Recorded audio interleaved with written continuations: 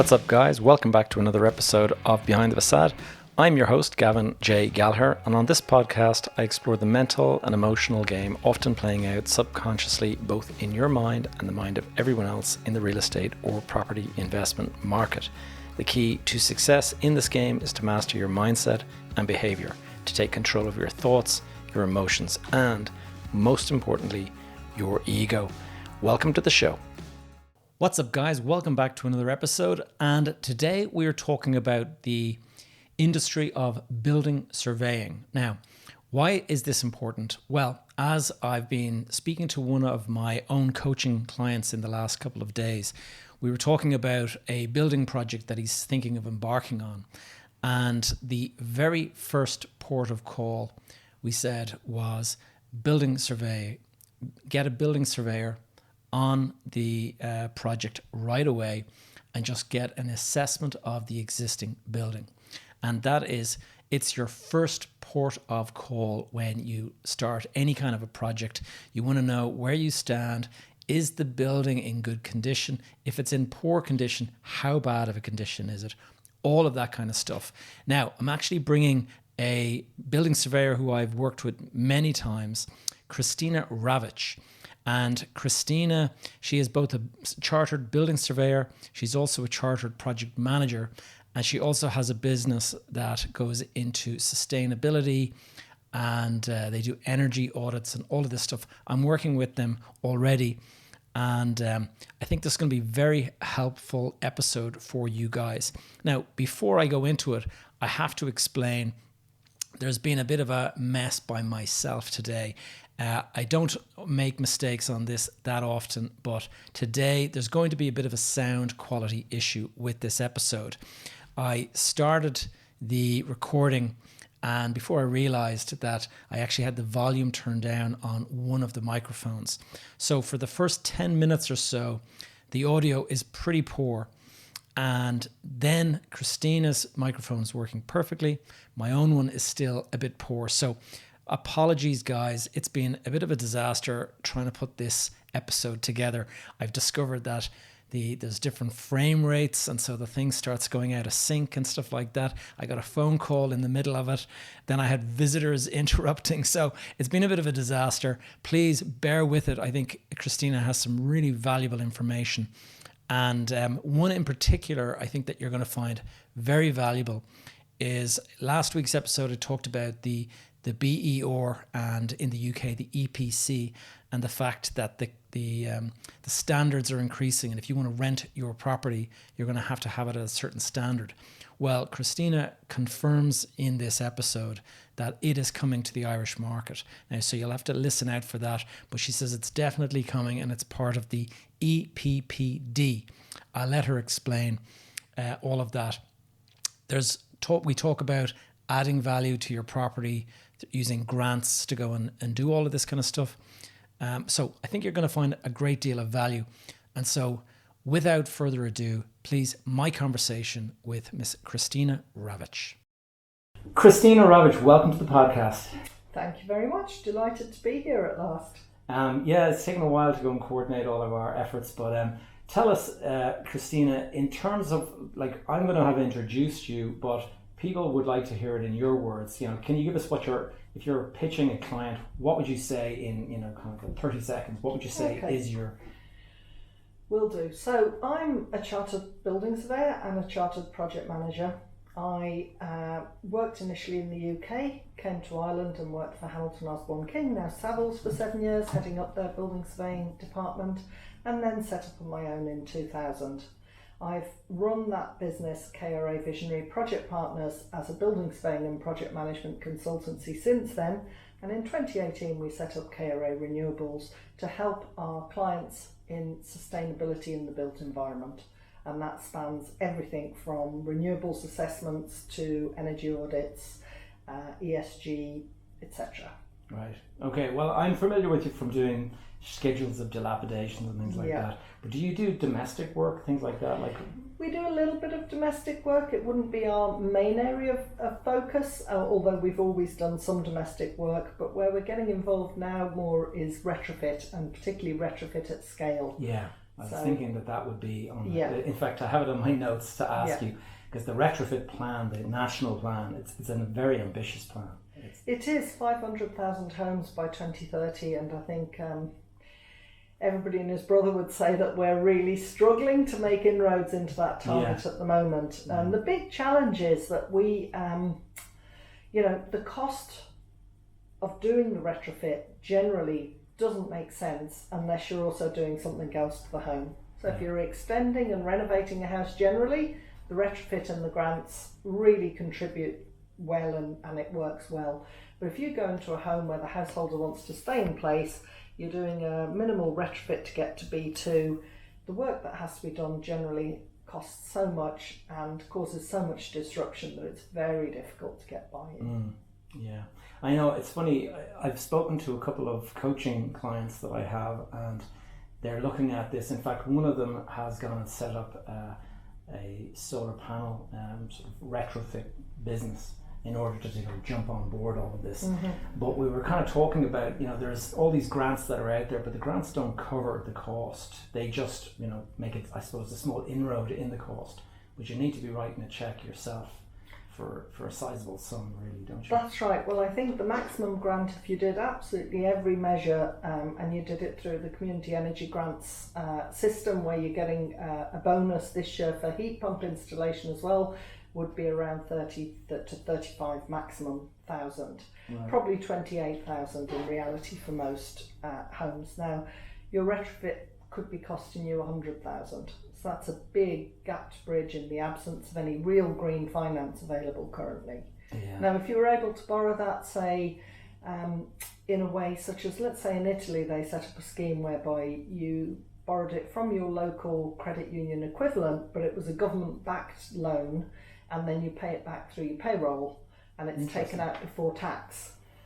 So that sort of approach, I think, could work very well, but I do understand that they've run into a few problems with that scheme, with people doing works that they shouldn't have done. There's always somebody going to fiddle the system in some way, and then it ruins it for everyone else.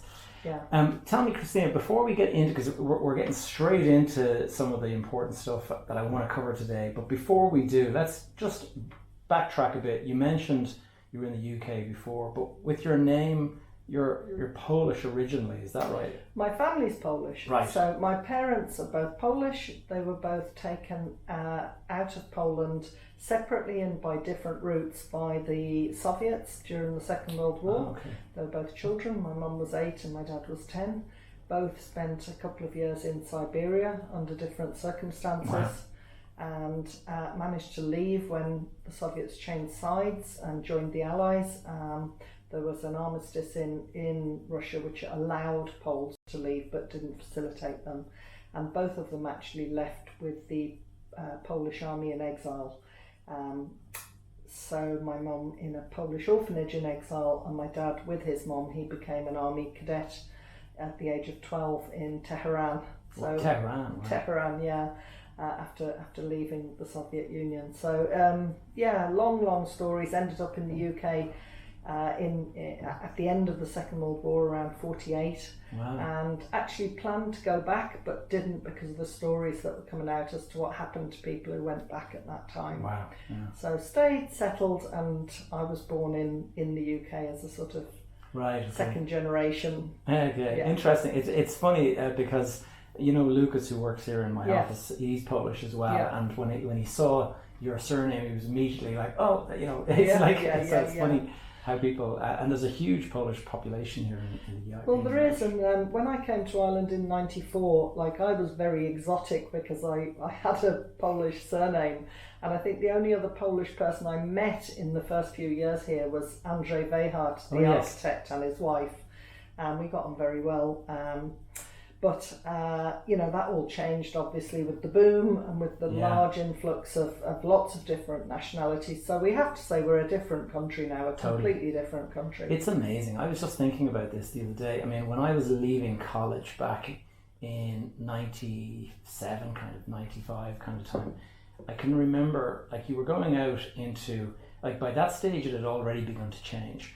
But growing up, like, there was only Irish people. You only ever had Irish friends. Like, you had nobody that was foreign. I mean, except maybe in school there might be, you might have met the odd person whose father was an ambassador or something like that. But that was the extent of it. Yeah. Now my kids are in school and it's every nationality. It's incredible how Ireland has changed. And of course that's one of the reasons why we have such a housing issue now, is that the inward migration and the demographics are just so strong. I think we're by far the strongest country and fastest growing country in the EU. Yeah, it's interesting that we're bucking the trend, and in many ways that bodes well for us, because the biggest problem in so many countries now is the ageing population and the fact that there isn't sufficient tax base or people base to support that ageing population. Whereas we are at least a decade behind the UK in that, and now we have lots of immigration from cultures which traditionally have higher rates of birth than we have moved to, and perhaps lower marriage rates and so on. So you're starting families at a younger age, all of which means that we may perhaps avoid the elderly crisis that is facing so many countries. Well, hopefully, or else we just kick the can down the road a little bit. That is possible also. That is possible also. But it does, of course, bring in its wake huge problems, and we saw something similar in 2005 and 6 when we had, Eastern European construction workers building the peripheral housing estates to be occupied by Eastern European construction workers. And we're in a different game now, because most people are not going to be able to buy any houses that are built, so it's rental that we're looking at. It has changed, and that's creating problems in itself, because the scale of building and the scale of the rental issue that we have. I mean, we're building housing, and we've rented some of them. We've done the scheme where you bring in a big investor from one of the big institutions, and the problem is that since the interest rates have shifted, that has no longer that whole business model that was working beautifully is now broken, and the guys are not looking for the same, the rates basically that they expect of a return have completely changed, and so all of a sudden there's a spanner in the works, and I don't think that is going to be as viable an option going forward, unless there's some way that the government can support it with tax breaks or something. And of course, as soon as you mention tax breaks for developers, like, it's kind of like, what, Yeah, and of course we all remember the, tax breaks for holiday homes, and then the swathes and swathes of holiday homes in wild and remote areas that are empty for most of the year, and tax breaks for commercial units as well, if you remember that one. Yeah, so I was victim of that one as well, and still have a vacant retail unit, which is likely to remain vacant.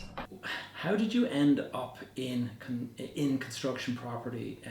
Going back to this is one of it's a question I like to ask, because a lot of the time parents are the reason that people end up in, but sometimes people kind of choose for a different reason. So so mine was completely different. So I was the first person in my family, very small family, first person to go to university, and I actually was fortunate enough to get a place at Oxford. So I went to St Catherine's College, Oxford, for 3 years, and I did a degree in modern history and economics, and then left as a graduate not knowing what I was going to do. Decided that I wanted to travel. Found a teaching degree that would give me teaching English as a foreign language, but I was a bit slow in all of this, so I had a year to kill between finishing university and starting the teaching degree. Travelled for a bit, ended up back in Birmingham, where I'm from, in the spring. Got a flat. In those days you could get a flat without a job, but got a flat and then needed money to pay the rent, so I got a job in the local job centre, a temporary job. And while I was there, a job came in for Birmingham City Council as a trainee graduate building surveyor. So there were two jobs. There was trainee graduate housing manager and trainee graduate building surveyor, and the building surveyor role paid more, slightly more, $6,250 a year. And I applied because it paid more than I was on in the job centre, basically. I went for a first interview, had a good first interview, and by the time I went for the second interview, had really got interested in this idea that you did day release for 5 years to get a degree in building surveying, that it was a professional qualification, and got the position. And in fact, I was the only person ever taken on the graduate trainee building surveyor scheme in the council. But I was with them for 4 years and then left and joined the private sector before I finished my degree and qualified and became a chartered surveyor in the UK. So it was very much chance. Chance. And what's interesting is that chance, you now have a business and people working for you and everything like that. And it's not a path that was charted like by choice back in the early days. Well, I think actually on reflection, when I look back at it, the one thing I learnt in the job centre was I did not want to be sitting behind a desk all day, every day. So that was a really interesting learning. And I've said to all my kids, if you get work experience of any sort, do it. It doesn't. If you hate it, you will at least learn what you hate. Yeah. What doesn't work for you. So it was really useful to know that about myself. And actually what I love about what I do is that you're not desk bound all the time. You might be at the desk for, a few days on end writing a report, but you're dealing with everybody. I always said I wanted to work with people. And I kind of thought maybe community work, which I'd done during holidays, maybe social work, something like that. Actually, I work with people every day of the week. And I work with people from the guy on site who's pouring the concrete in the hard hat and wellies to the CEO of a multinational. Yeah. And actually people are the most important part of what we do. What we do is deal with bricks and mortar, but an awful lot of what we do is helping people to make their way through complex problems.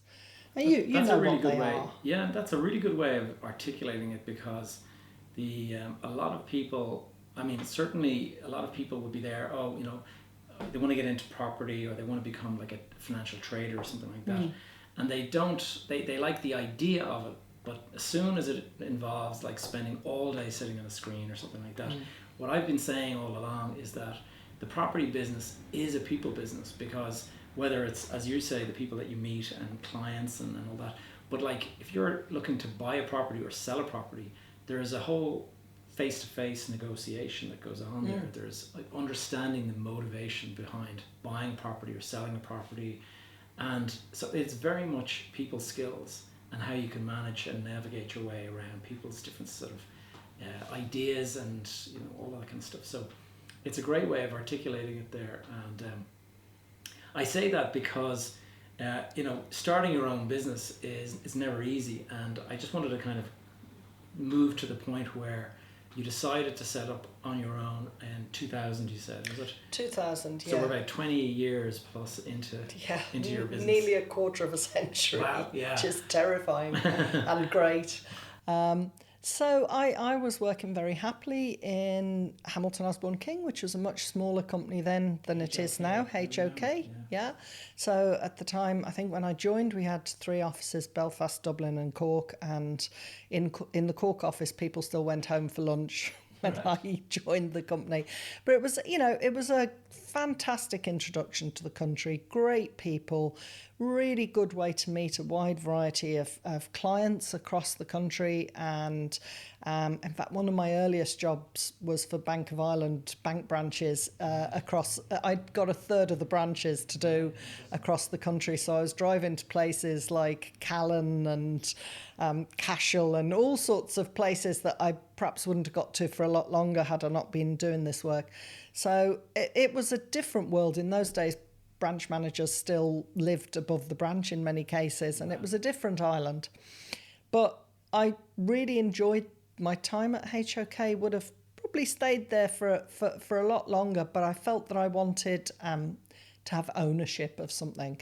And that kind of wasn't on offer at that time for me in the company. So I took the decision to move on and set up on my own with some fear, to be honest. Yeah. I was going to ask, that's my next question, is like your mindset, because you've got a job, pays the bills, it does all of that, and suddenly you're talking about throwing all that aside and pressing ahead. I mean, what was it like starting? It was scary. I mean, I remember my very first day in business, 1st of October 2000, and the first job I had was a residential survey in just beside the Phoenix Park.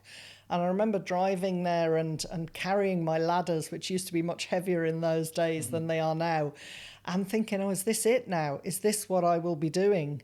And have I bitten off more than I can chew? yeah, and obviously there was also a status thing. You know, I was an associate director in the company, and there was certain status with that, and certain way that you were reflected in other people's eyes. And I was very, very fortunate because very early on I got some great instructions. I got the instruction to project manage what was then the Aircell fit out in Sandyford. And it then became Vodafone. So if you remember at the time, that was the biggest letting in Ireland, and it was a 38.5 million fit out. So, and it was amazing. It was an incredible instruction to get, and it sort of had a 3-year time frame. So I went in very cheap, but it gave me a real backbone to the business for 3 years that I could build on and start recruiting people in and so on. And got a bit of work with the religious orders, and that was great as well, historic buildings and project management for historic buildings, and then slowly built up a client base and a reputation.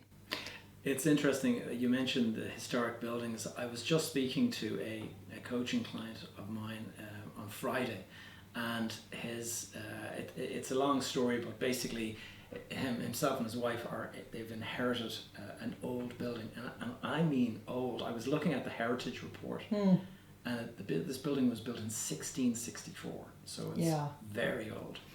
And we were talking about like, what do you do with it? And I was like, wow, when you get into heritage buildings and a monument, it's a national monument, this building and stuff. And we were chatting about it, and I just said the first thing is get a building surveyor on board, because you need to know health and safety, you need to all of this kind of stuff. And that was the first port of call that we kind of came up with as the sensible move to make, because they'd already looked at various things in the several years ago. But current status, where are we today? Building surveyor. And so the business that you're in is pretty much the first port of call that a lot of people will go to in a situation. Absolutely. And sometimes they don't, and that really surprises me, because it's probably the biggest single investment people make is buying a property, whether it's residential or commercial, and to do that without really understanding what it is that you're buying, or even, let's move to something much simpler, a tenant taking a lease on an office building. I was just talking about this with somebody last week. Almost never are we asked to do a building survey. We might be asked for a schedule of condition, but almost never are we asked to do a building survey or to assess what obligations the tenant's going to have under their lease and what it might cost them on exit. And most tenants come out very, very surprised at the end of the process and say, well, why on earth should I have to pay that? That's not fair.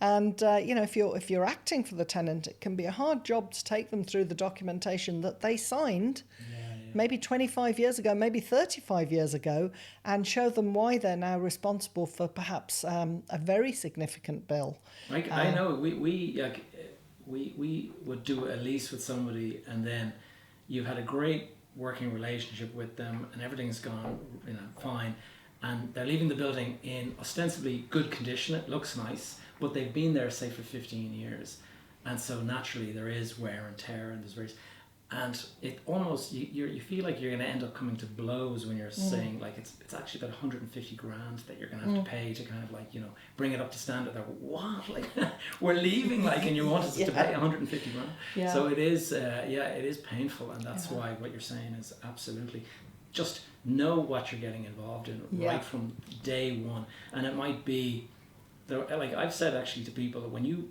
buy, you're over 18, you're now responsible legally. If you're buying that building and it has some sort of a defect, health and safety puts you in completely at fault if anything should go wrong. And that is a criminal matter then if something God forbid was to go wrong. But for example, not knowing that you had asbestos in a place, like that's no defense when you're sort of standing in front of a judge and somebody's like suing you. Yeah. So this is the thing, or electrical fault, or old plumbing that is, the old lead pipes. The first house that I lived in with my parents was filled with these lead pipes that were like 100 years old. And of course we know now that that's not a good thing, but at the time. Yeah, actually, I think the councils across the country, I believe, are doing a lead pipe replacement scheme currently. I saw something about it in the press, and about time, you might say. But we do still have a lot of lead pipe work, Victorian and early 20th century, because it was the way that we brought water into buildings until very late in the 20th century. And I probably wouldn't, if I was personally looking at it, wouldn't worry too much at my age. But if I had young children, then certainly I would be concerned. Sorry, that's our bell there ringing in the background, in case you're wondering. Something you mentioned there earlier about the property that dates back to the 17th century. So I suppose something that's worth saying is that, older properties are inherently sustainable because the embodied carbon was embodied in them a long time ago. Yes. And therefore, the more we can do to keep existing building stock in use and in active commercial use, the better. One of my big concerns, and I've been involved in a few working parties in Society of Chartered Surveyors on this, is the vacant properties that we have up and down the country in towns, large towns, small towns and large villages that are vacant. And you can go to, let's say another town in the Midlands, and you will see Main Street having the Centra or Spa, the betting shops, the hairdressers and barbers and the charity shops, and often very little else. There is an absolute fantastic potential there for residential across the country in the places where people live, and particularly for housing for elderly persons for whom you don't have to create a 10-minute town. You already have a 10-minute town on your doorstep with the doctor and the church and the park and everything else in close proximity. But at the moment, our statutory approval system mitigates against those conversions. Now, we've got a fantastic Living in the City initiative in Dublin, and I've worked with that team, and it's been very successful, where they work as one united group to help you overcome the conflicts between, say, conservation and fire safety, or fire safety and disability access, or whatever it might be. There's a lot of conflict there, though, isn't there? Yeah, there is, absolutely. And as a practitioner, you're dealing individually with the different departments, none of whom really care about the requirements of the other departments, because their obligation is just to make sure that their requirements are met. But it makes it very, very expensive. Let's say you're the owner of that property in the Midlands that might be worth at best 250,000, a mid-terrace town centre, retail ground floor, currently vacant, and vacant upper floors. If you've got to spend 15,000 before you start on statutory approvals, which might be negative, then you're on a hiding to nothing. The property will continue to be vacant. So we need to bang our heads together and find solutions for this. And it's all these vested interests and stuff like that. That's the biggest issue, isn't it? It's like everyone's got their own fiefdom, and it's like, as long as I'm protecting my area, that's all that matters. It's a big issue, all right, because I can remember I had a beautiful house on Herbert Place. Oh, yes. One of those ones overlooking the canal. And I think we did a sort of a heritage report on it. I think the house was built in 1845 or something like that. I can't remember exactly the date, but it was something in around that. And I remember saying, right, what I wanted to do was to completely restore the building. I wanted to get all of the staircases all back to their original sort of carvings and everything like that. I really wanted to do a beautiful job on it. And but then came in the requirements for fire cert and all that kind of stuff, and they told me that in order to do what I wanted to do, I was going to have to put in fire lobbies and all of this kind of stuff. And I can remember being so frustrated saying, like, what I'm trying to do here is like restore the building, like, and I'm being told like all of this stuff has to be done. So in the end, I can't remember what exactly was the outcome, but I sold the building, decided like it was just too much hassle to kind of try to go down that road. Yeah, and it's a tricky one because obviously nobody wants to be seen to be skimping on something that has a potential fatality risk. Yes. Having said that, I don't know if you could tell me when the last time somebody died in a fire in an office building in Ireland. Yeah, it's a good point, actually. We do here, like we would have a fire drill once a month, I think it is, or something like that, and just everyone, you see them all sitting standing outside the building. 5 minutes later, they're all back at work, and that's the end of it. Yeah. But, and obviously, regulations have developed over, over the centuries. Really, the Great Fire of London was the start of building regulations, at least this part of the world. So there were very valid reasons to want to have regulations that made properties safe to live in and to be in, and that's what we all want. But sometimes the regulations are anomalous and make no sense, but the people who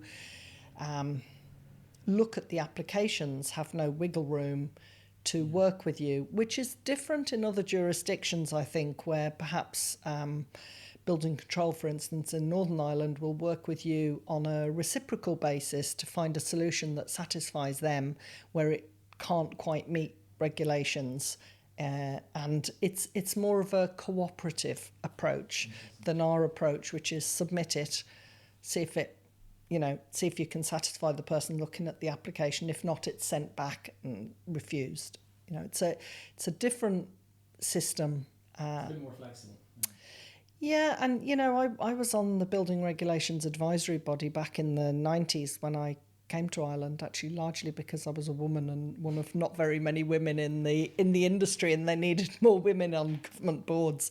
But I had a significant number of years in that role, and have seen our system go from building regulations with a fire safety requirement to then the introduction of the requirement for protected structures legislation, to then the requirement for disability access certs, to then the requirement for BCAR. And it's all bolt-on. Yeah. I think if somebody was to start the process today, day one, it would be different. And in our world where we're looking at what we have to do for sustainability, I think we need to be stepping back and looking at things de novo. And that's tough. That's a really tough gig.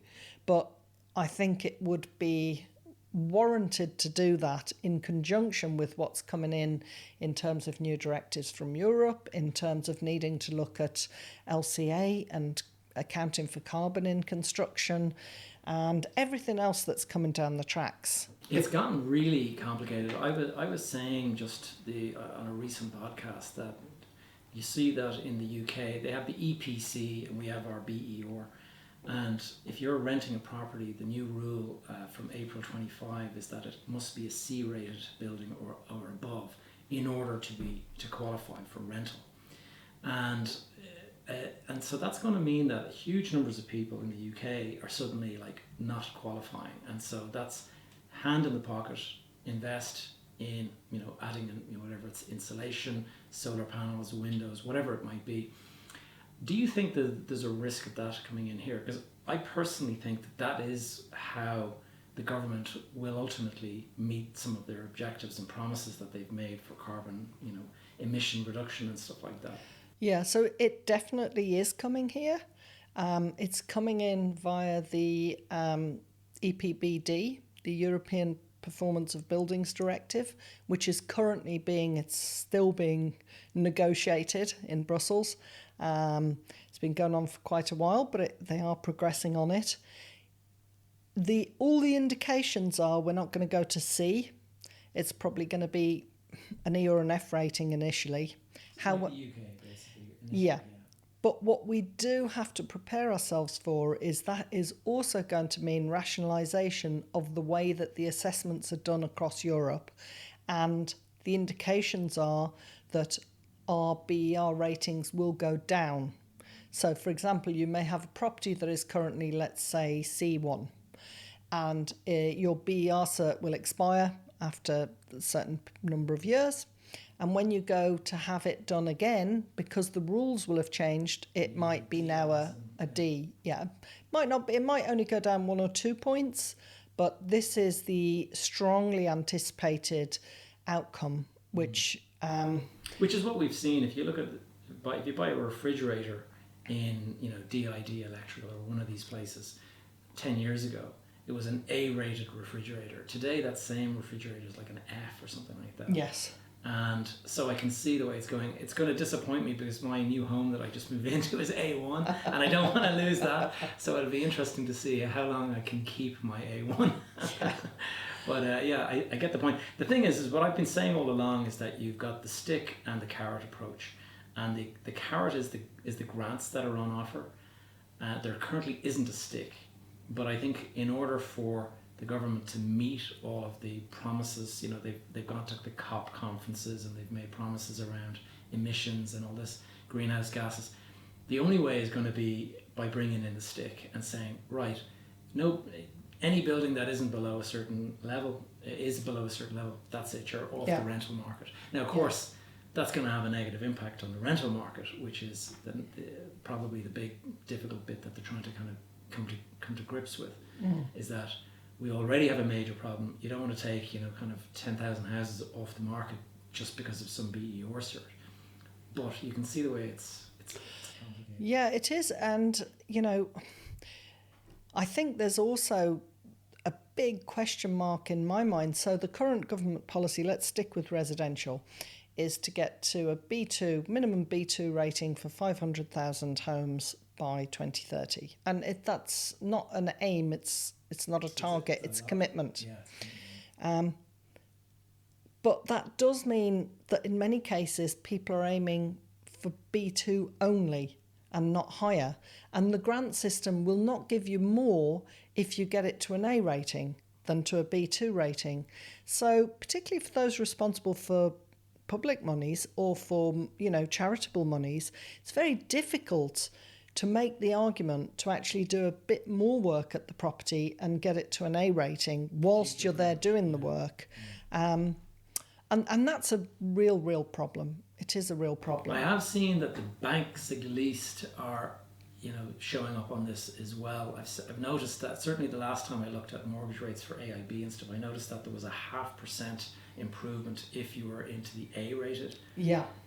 Which is a big, 0.5 point on a mortgage. It is definitely an incentive. Yeah. Whether or not it's going to fund, the works that you have to do to get there, probably it doesn't. But at least it's dipping the hat, I suppose, too.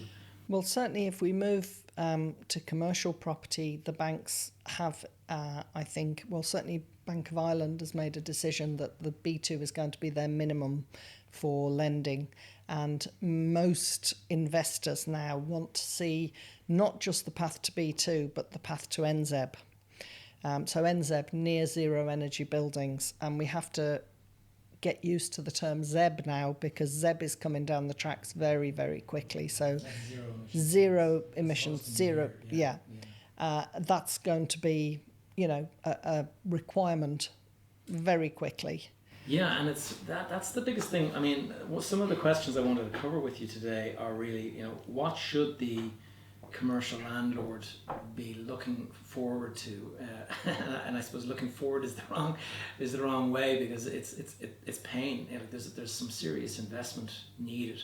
We've been looking at our buildings, and some of ours are, of a certain age that they're not easy to bring up to those levels commercially. I mean, if you have a bottomless pit, you can pay for anything. But if you actually want the rent that you're collecting for the building to make sense based on the amount you paid for the building, the amount that it's sitting there, with the new works done to it, the investments don't always stack up. And now, to make matters worse, the banks have become kind of a little bit more reticent at releasing funds and stuff. And they have these. We've noticed that banks are saying, we want your portfolio to be much, much greener. But when it comes to a choice of paying down the existing debt or leaving some of it out there in order to make these improvements, they tend to prefer the pay down of the debt. They're not interested in, allowing you to make those investments. It's supposed to come out of your own pocket rather than out of theirs. Yeah, and I suppose there's a dividing line between perhaps the larger funds and institutions which have very clear mandates, and they've set their, they've nailed their colours to the mast. They've said what they want to achieve, whether it be, net zero by 2030, which seems to be a very common aim, or some at 2035. But, they have the ability to put a plan in place, generally because they're very high yielding assets that warrant the work being carried out to them. The big challenge is going to be a step down from that with the portfolios and the individual buildings, which, exactly as you say, finance is a big question mark. Having tenants in with leases where you can't disturb them during the term of the lease is a big question mark. So the starting point, I would say, is very often to carry out two things simultaneously, an energy audit and a sinking fund assessment, and to incorporate into the sinking fund assessment at appropriate timeframes for the building fabric the upgrades that are highlighted in the energy audit as being the way to get to where you want to get to. So, for example, we did this recently for a building, a office building in the Munster region, and we looked ahead. In fact, it was an unusual one because the building only has an anticipated 10-year remaining life because of where it is and what's happening in the area, and it's quite an old asset. But we basically have mapped out what it makes sense to do and what it makes no sense to do within a 10-year life. For other buildings, for actually one here on East Point, I've looked at a 30-year time frame and, looked at, say, the facades in the context of that longer time frame, and at what point do these facades become economically end of life, and therefore it makes sense to replace them. Before that, when does it make sense to perhaps do the roofs and the roof insulation and put solar PV on the roofs? And try to stage it so that you have a plan for the building. And obviously things change and technologies change and that can be updated. But I would certainly be saying to anybody who's buying an asset to make sure that as well as your technical due diligence, you have a sustainability due diligence that maps out how you're going to be able to get the building to a level that will mean that it's not left as a stranded asset. Well, that's the word that I was just on the tip of my tongue, was stranded asset. Is that the unfortunate reality for a lot of people is that those plans that you're talking about, whilst they make total sense, the economics just don't currently stack, and so it is quickly becoming a stranded asset. And for anyone who's not familiar with the term stranded asset, that is effectively where the work that you need to do to get the building rented again is greater than the value of the building in its current situation. And so nobody's going to fund that. You don't have the funds in your own pocket to do that, and therefore you're stuck. And nobody wants to buy it because of the cost of this, except maybe if it's in a particular location, somebody with lots of cash can go ahead and buy it. But from an economic standpoint, most landlords they use borrowed funds in order to do this, and so it has to stack.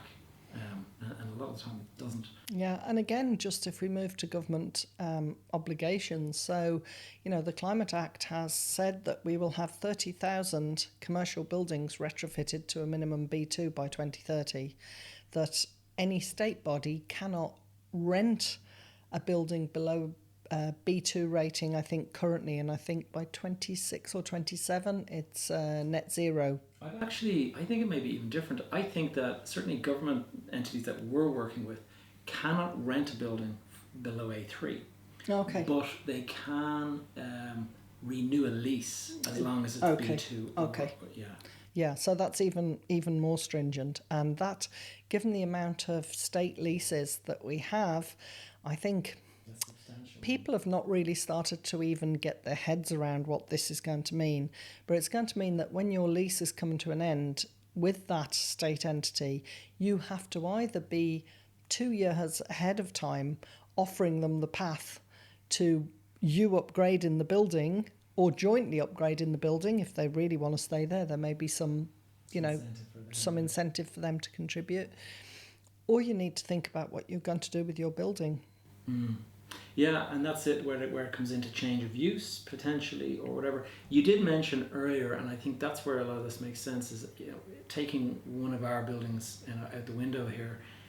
You're looking at a building that's 2 floors high, and if you have to do a huge amount of work to get it up to, say, an A1 standard or an A3 standard or whatever, it probably makes more sense, given the increasing densities, to actually knock the building down and or try to extend it. I know knocking a building down is also problematic now because of the embodied carbon and stuff like that. Yeah, I mean, it can make sense in some circumstances to strip a building back to shell and core, so you keep the structural frame but you remove everything else, and you've still got your concrete floors and your concrete roof and your structure. But in terms of adding investment value, you're stuck with the same. But you may be able to add, depending on the structure of the building and how it was designed, you may be able to add extra floors, particularly in lightweight construction. And we're looking currently at an apartment development built in the 70s, and a floor can be added to that in lightweight construction that will solve some of their problems in conjunction with energy upgrades for the development. Yeah. So that's something that we should certainly be looking at, densification of use as part of what we do in terms of sustainability. And for me, I think demolition is an absolute last resort. Sometimes there's going to be no other option, but in many cases there are other options. And we certainly, using this as an example, like we've looked at this, and the problem is a lot of the time it's the decisions that were made way back, when the building was built 20 years ago.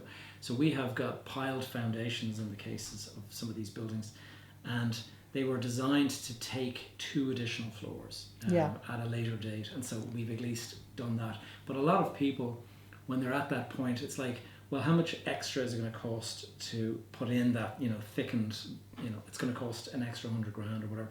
Oh, well, no chance. Like, let's just keep it. Because you're not thinking ahead 20 years. You're thinking, I need the money now. Yeah. And so in our case, we were able to do that. But there's all these complications that people don't realize, because I've added floors to buildings. And when you first of all, you have to extend your lift shaft, which usually isn't too difficult. You can do that with steel. But the width of the staircase is the problem, because as you add extra floors, the capacity of the building, the number of people goes up, and then suddenly the width of the stairs for fire escape actually becomes a problem. Yeah. And I can remember not being allowed to add 2 floors, being restricted to 1 because of the width of the staircase in the fire stairs. And that was a real... And I've been in a project where we had exactly the same thing happen. We weren't actually adding any extra floors. We were extending the building horizontally, and there were new staircases going in serving the horizontal extensions that fully met all building regulations. And exactly as you say, the fire cert was conditioned with a requirement for a 100 mil increase in the width of the stairs, and it simply couldn't be done because it was a concrete core. 2 concrete cores, and you'd have had to demolish the building to do it. So that building is still standing there empty 5 years after we went through this process. 5 years. 5 years, yeah. That's the thing. I mean, this is the thing that people don't realize, that you have to be so careful as an investor, because, and I've made mistakes over the years as well, where you buy something, and I won't say you buy it on a whim, but you buy it making certain assumptions. Yeah. And those assumptions, if you don't test them very carefully before you're committed, you can find that later that they don't hold water, and suddenly you're stuck. I bought a building with a partner in 2005, I think it was, and we had to hold on to that building for about 10 or 11 years empty before we were able to sell it. And because our assumptions were wrong at the outset, and then we were on the back foot when we realised we made a mistake, and we were tried everything to find a tenant to go in. Nobody wanted to touch the building. Yeah. And so we had interest carry costs, all this kind of stuff. And in the end, we sold the building for 20% of what we paid for it. and it was absolutely awful. But that's what got me all the grey hair and things like that. But actually, that's interesting. I mentioned earlier, around the same time that you bought your building, perhaps 2007, I bought a retail unit off plan in one of these tax incentive areas, and actually it would have, had the crash not happened, there was to be 400 homes built on that side of the town, and it would have been, there'd have been a market for those retail units. There's the assumption. However, in this case, the building had been empty, and I thought, okay, there's apartments overhead. I'll do the conversion to residential, which you could do if you remember the planning exemption for vacant commercial buildings. I did the liaison with the local authority. It was a large unit, and I was going to convert it into a very large one bed, because I thought, let's not skimp and make it 2 tiny units. Let's make a nice big one bed, and overlooking a river, really nice property. I then went and got costs for it, and the costs for doing the conversion, using a builder who was very familiar with us and had priced it pretty well at cost. They hadn't built in the normal profit margins. It was going to cost 128,000. Now, apartments in this development at the time were selling for 160,000. So obviously there was absolutely zero sense in sinking that money into. It's just bad money after bad. Yeah, exactly. Yeah, and this is the problem I think that we're going to come to with retrofit, because in Dublin very often the retrofit makes sense, and you've upped your BER rating to either a B2 or something higher, and you've increased the value of the property. But if you're in the West or in the Midlands and you've a home that's not going to ever be worth more than 250,000, and it's worth 250,000 now, it's very difficult to find the argument, in the absence of grants that will cover a very significant amount of the cost, to do the works. Now, our system currently does offer 80% grants for people who are in fuel poverty, and that's great. But I think that higher funding level needs to be broadened to take into account the realities of economics around the country. I think what happens is, all of these commitments that are made, they're made in the cold, light of day, and they're not really thought through. And then, here we are now, 500,000 homes by 2030. There's not a chance that we're going to make that. And nobody is frantically out there panicking about this. They're kicking the can down the road, it seems to me. It's Well, I'm not sure that's quite true. I think there are people in SEAI, Sustainable Energy Authority Ireland, who are spending a lot of time, energy, legwork trying to find solutions. I had a great conversation actually at the Irish Green Building Council event last week with somebody from SEAI who's this is their area of operation, and I raised all my arguments as to why our current system isn't working, and raising the models that I thought have worked elsewhere, and she was very aware of all of them, had looked at all of them, and was able to tell me why they hadn't worked for those governments. Right. So, I think that there's potential for something called the energy sprung model, which has been it originated in the Netherlands. It's been used in various European countries and in the UK, whereby your retrofit is done in a factory off-site, and the on-site period is perhaps 5 days to 2 weeks at the end of the project, and the contractor comes to site with insulation panels for your wall and roof already made. They put them on the outside of your building. The on-site operation involves taking out windows and replacing them and doing the air tightness, and there's a pre-packaged energy plant room which has your solar, the battery storage and other equipment for your solar. It has your heat pump in it, and that comes to site and is just bolted on the side of your home and connected to the services within your home. But I'm told that we don't have the economies of scale to make. The even more interesting thing with that model is it's based on a long funding plan where the energy savings pay for the cost of the works over perhaps a 30-year period. So your energy bills stay the same as the occupier, but each month, as you pay your energy bills, you're chipping away.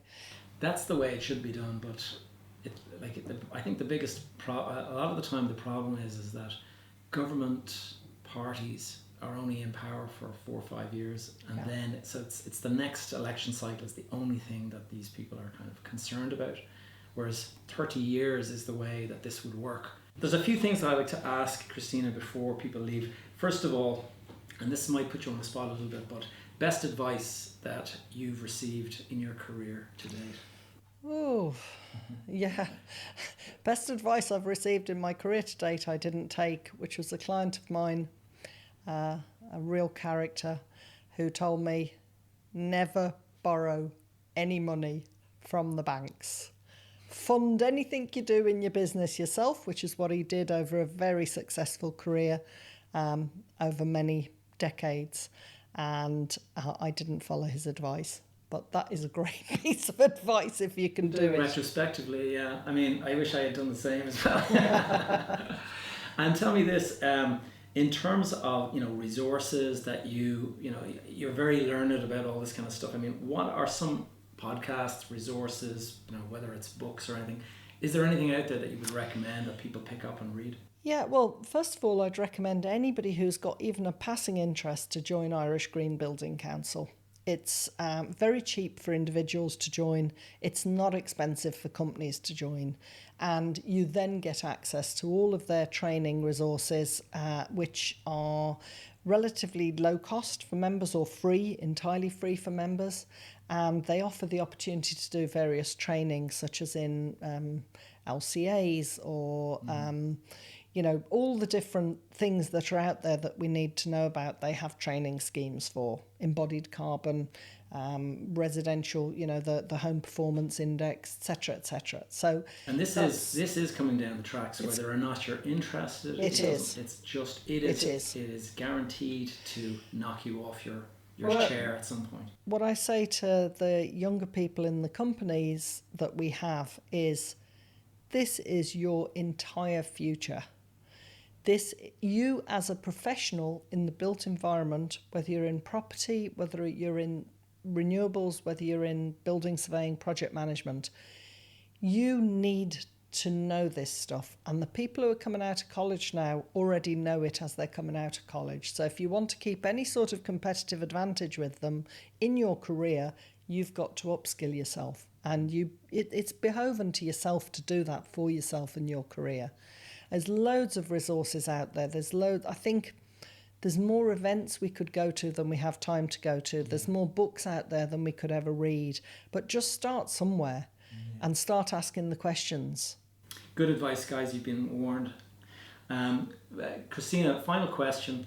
And you mentioned college students coming out and stuff like that. So let's turn back the clock to young Krystyna at 20, leaving college. What advice, knowing what you know now, what advice would you give yourself? That's an interesting one.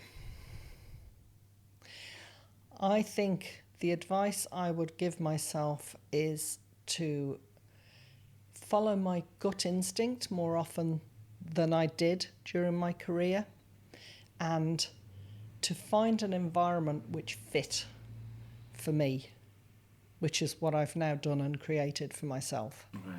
So earlier finding that environment. Yeah. Interesting. Yeah. Good advice. Krystyna, if anyone wants to reach out, connect, hire you.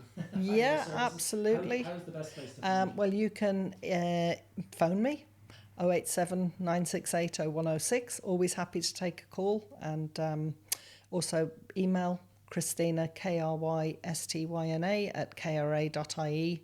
And we have a team of people that if I can't help you myself, somebody in the team will be able to assist. Well, I will put those links and that phone number, if you want, into the show notes. Yes, please. Great. Yeah, and always happy, even if somebody just has a question and they don't know which way to go with something, happy to have that conversation and help you find a direction. Brilliant. All right, Krystyna, such a pleasure. Thank you. Thanks. All right, guys, I hope you found that episode useful. Krystyna, I'm going to put her details down in the show notes or the video description below. Please go and check it out. Also, do check out the links to my new mastermind. It's kicked off and it's had a really good start. We had a great number of guys on the call last day, and we have some new members from the UK joining in and stuff like that. So it is a really interesting little community building up there. So please check it out. We have a discount for the month of September, and so I hope you will join. And so I will speak to you next week. Thank you for tuning in to another episode of Behind the Facade. If you have any questions or topics you'd like me to cover in future episodes, please connect with me via the Facebook group that is called Behind the Facade Community. Alternatively, you will find me on social media. My handle is Gavin J. Gallagher. You can stay up to date with all of my content and the various projects I'm working on over on my website, gavinjgallagher.com. And while you're there, please do add your name to the Join My Tribe thing over on the right-hand side. This will ensure you're kept up to date via my weekly newsletter. All of these links are in the show notes below. That's all for now. I will see you guys in the next episode.